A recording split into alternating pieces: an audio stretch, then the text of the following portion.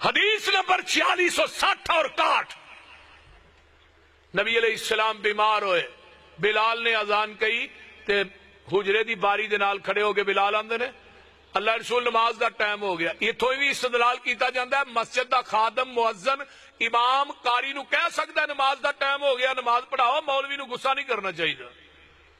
آقا فرماندے نے بلال میری طبیعت خراب ہے، میرے کو آیا نہیں جانا، کسی صحابی نو کہہ دیو نماز پڑھائے۔ ہن بلال نے نظر ماری، صدیق نظر نہ آئے۔ حضرت عمر فاروق بیٹھے نے رضی اللہ تعالیٰ عنہ، فرمایا عمر جی تسی نماز پڑھا دیو۔ عمر مصلی تے کھڑے ہوئے، تکبیر ہو جاندی ہے، حضرت عمر نے کہا اللہ اکبر، عمر دا طبی طور تے آواز بڑا اونچا سی، قدرتی نال حجرے چ آواز گئی، میرے پیغمبر دے کان مبارک چ پیندی ہے، آقا دا چہرہ غصے نہ سرخ ہو گیا۔ آپ اٹھے اپنے حجرے دی باری دے نال آ کے منہ لگا کے فرمایا لا لا لا نہیں نہیں این صدیق، صدیق کتھے گئے؟ اگو کوئی جواب نہیں آیا، نماز ہو رہی۔ آقا اپنی چارپائی دے بیٹھ، نماز مکمل ہوئی، ابو بکر صدیق بھی آ گئے، صحابہ نے سارا واقعہ صدیق نو سنایا۔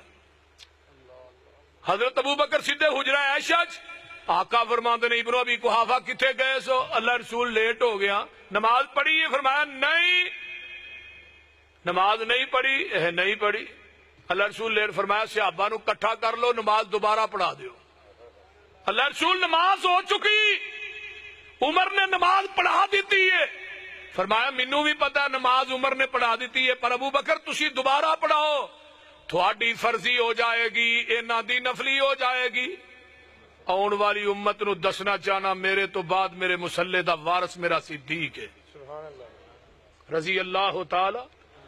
او ابو بکر صدیق جنہیں 17 نمازاں نبی دے مصلی تے پڑھائیاں، جنہوں 27 مرتبہ زبان نبوت نے جنتی آکھیا ہے، لیکن اماں جی عائشہ فرما دی نے اللہ رسول منو ایک گل دا جواب دے دیو، قرآن اور حدیث سنن تو بعد میں اپنے باپ ابو بکر دے دروازے تے مشورہ کرن جاواں گی، میرا ایمان سلامت رہ جائے گا۔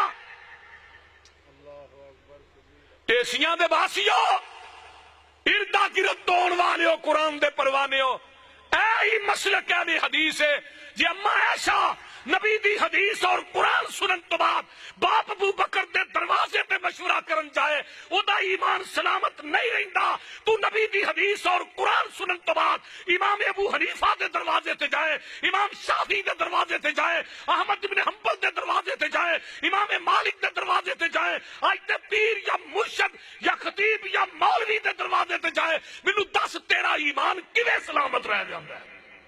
اے مسلک اہل حدیث ہے۔ جدو پیغمبر دی حدیث آ جائے پھر کائنات دے مشورے ختم، پھر ایک کوئی آواز ہے، وہ کی ہے؟ ان یقولوا سمعنا واطعنا فاتبعونی یحببکم اللہ۔ ایک حدیث آج